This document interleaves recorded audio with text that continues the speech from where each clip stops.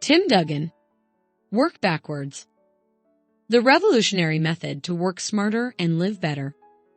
Feeling overwhelmed by long hours, rising expectations, and endless work stress? You're not alone. Across the world, burnout is on the rise, with many feeling disconnected from their jobs.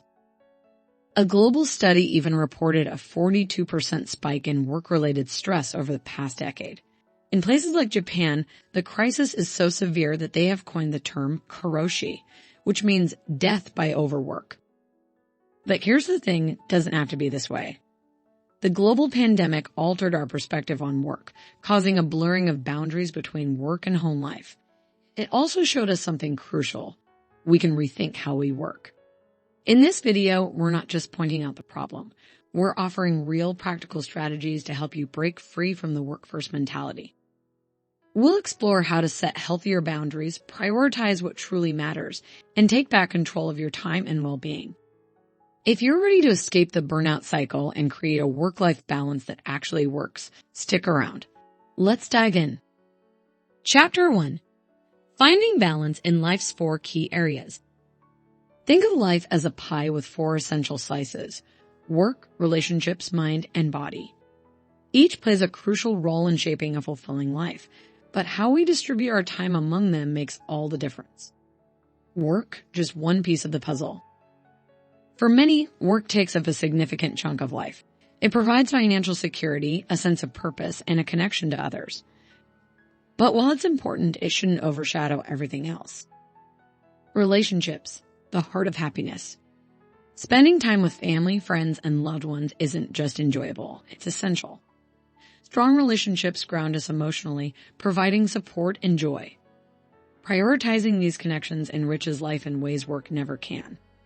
Mind, nurturing inner well-being. A healthy mind is just as important as a healthy body. Reading, learning, or practicing mindfulness keeps thoughts sharp and emotions balanced. Making time for personal growth strengthens overall well-being. Body, the foundation of it all. Your body fuels everything you do. Regular exercise, good nutrition, and rest aren't just extras, but necessities. A strong, well-cared-for body supports all other areas of life. Shifting the perspective. The phrase work-life balance suggests equal parts, but life deserves priority. Research shows that true happiness comes when work takes up less space, allowing more time for relationships, self-care, and enjoyment. Rather than striving for unending productivity, envision a life where all aspects of life coexist harmoniously. That's the real key to well-being. Chapter 2. Making time for a fulfilling life. Living a well-rounded life means balancing 4 key areas: work, relationships, mind, and body. Each one deserves attention, yet in our fast-paced world, work often takes over. But what if we could distribute our time more thoughtfully? With 112 waking hours per week, assuming 8 hours of sleep each night, an ideal balance would mean spending 28 hours on each of these core areas.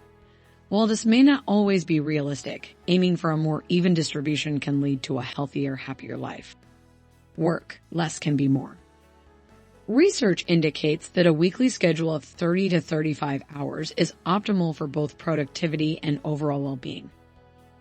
A 32-hour work week with breaks factored in results in about 28 hours of focused work, a significant improvement over the traditional 50-hour grind. The goal isn't just to work less, but to work smarter, leaving room for other vital aspects of life. Relationships. Spending about 4 hours daily on relationships, through family dinners, deep conversations, or casual walks, can strengthen bonds and improve emotional well-being. Quality matters more than quantity, but making time for loved ones is essential. Mind and body. To keep the mind sharp, dedicate time to reading, hobbies, or even just unwinding. 28 hours weekly for mental stimulation fosters creativity and relaxation. Similarly, taking care of the body through exercise, healthy meals, or self-care ensures long-term well-being. Blending activities for efficiency.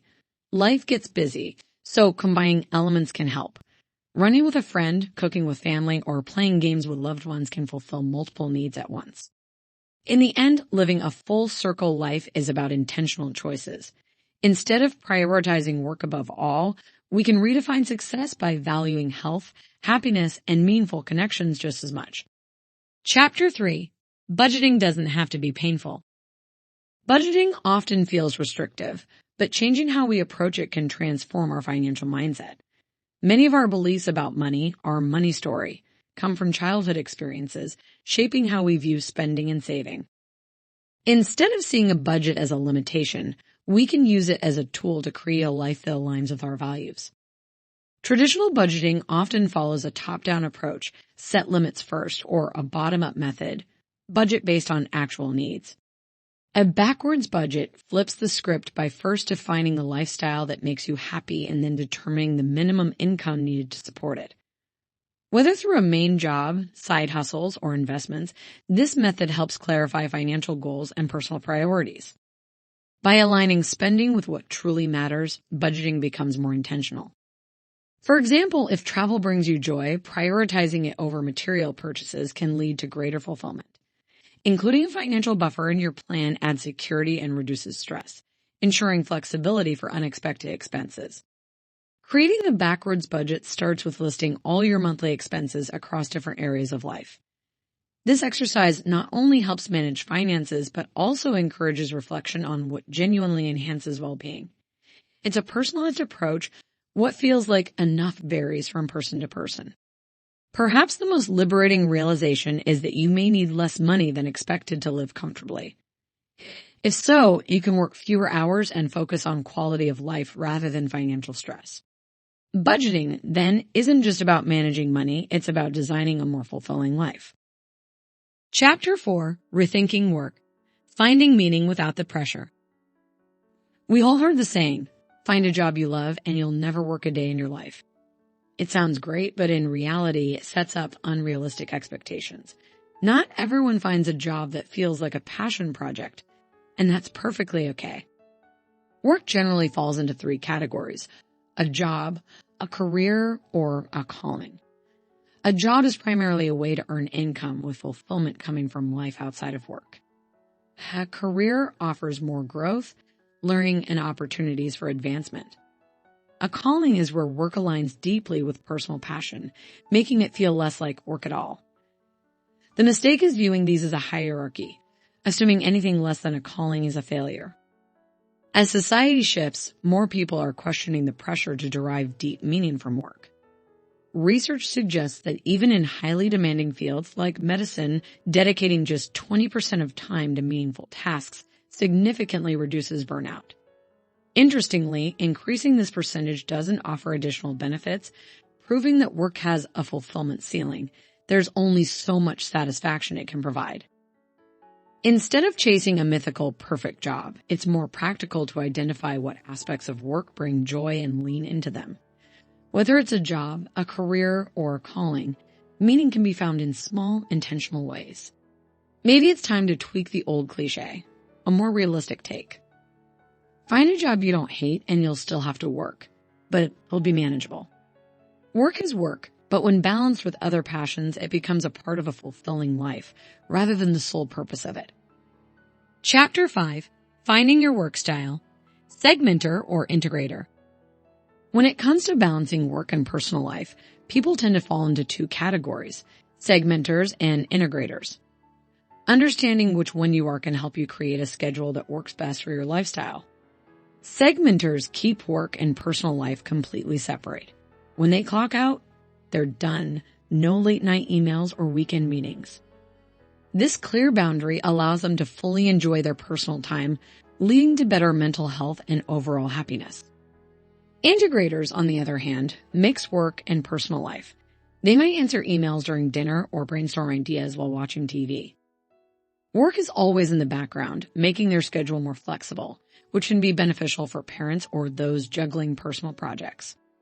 A Google study found that about 2/3 of employees identify as integrators, while only 31% are segmenters. This suggests that for many, work naturally spills into personal time. With the rise of remote work, these differences have become even more noticeable. Segmenters struggle with blurred boundaries as home becomes their office. Integrators risk overworking since they never fully disconnect. So, which is better? There's no right answer. The key to self-awareness. Knowing your style allows you to set boundaries or embrace flexibility in a way that suits your well-being. By aligning your work habits with your natural tendencies, you can create a healthier, more balanced life. Conclusion. And that's a wrap. Today, we explored the key takeaways from Work Backwards by Tim Duggan. Life isn't just about work. It's a mix of relationships, mental well-being, and physical health. The secret? Balance. Studies suggest that working around 28 hours a week can actually boost overall life satisfaction. Sounds refreshing, right? But here's the catch. Job satisfaction isn't just about finding your true calling.